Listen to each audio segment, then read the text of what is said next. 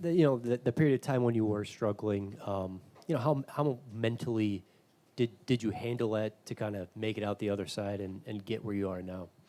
I would just say staying even. That's been the biggest thing for me my entire life is not getting too high, not getting too low, no matter what happens. Because, if you work hard and you treat the game right, eventually things are going to happen for you. And that's how they have been my entire life. So I just knew eventually I was going to get back out of it. Yeah, I mean, you guys have created or just generating a lot of looks off of Zion initiating the offense. How much, I guess, gravity does he have when he is an initiator of plays? Yeah, he's one of the best players in the league when it comes to that. He has probably top 3 gravity in the entire NBA, and so I'm able to benefit a lot off of that because my man has the help, and if they don't help, then it's a layup at the rim. And what do you think about just how he looks physically right now? I mean, he had a bunch of steals, a bunch of blocks in Philly, 12 rebounds in Philly, and then tonight, a lot of defensive plays too. Sensational, for sure. JV coming up on 8,000 career rebounds. Should get it either this next home game or the next one. What does he bring to this squad? And when he does something like he did in the first quarter tonight with 8 boards, does that help set a tone for y'all? No, absolutely, and I'll apologize in advance because he probably already be at 8,000 if it wasn't from me stealing boards from him. But, it's all part of the game. So, but no, he's a monster down there, and he's able to secure rebounds for us and finish possessions, which is a big part of defense. Why do you think you guys have, I guess, defended at a really high level for 2 years in a row as a team? Herb Jones. That's really it. I mean, he's an all-NBA defender, and he's a leader of this team when it comes to defense, and we just follow suit.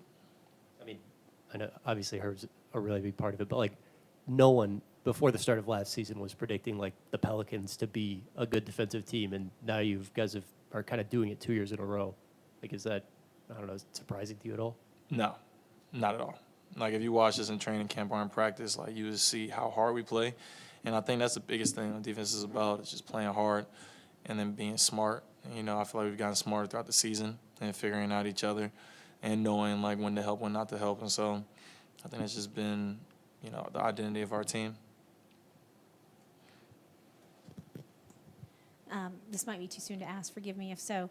Evan Mobley may or may not play. He's got that sprained ankle. But since he was on the all-defense team last year, if he does go at home in the Smoothie King Center, is that a matchup you think Herb would especially get up for or that would be interesting to watch unfold as he tries to prove his case that he belongs in that number? I don't think Herb will be guarding him, if I'm being quite frank with you. But, yeah, for sure. I think Herb really is just going to take the challenge every single night and playing defense and locking down no matter who's out there. When you have 2 guys of that caliber on the court, how could that help his case, considering you've got 100 global writers and broadcasters you have to impress? And unfortunately, sometimes the smaller market teams like the Pelicans, they just don't get the attention, even though guys like Herb have the stats and are putting in the work. A lot of it you just got to let the work show for itself. Obviously we do our part in bringing light to it as well, but, Herb brings his defensive prowess every single game. And, the writers should see that he is a top 5 defender in the entire league. Thanks, Trey. Appreciate it.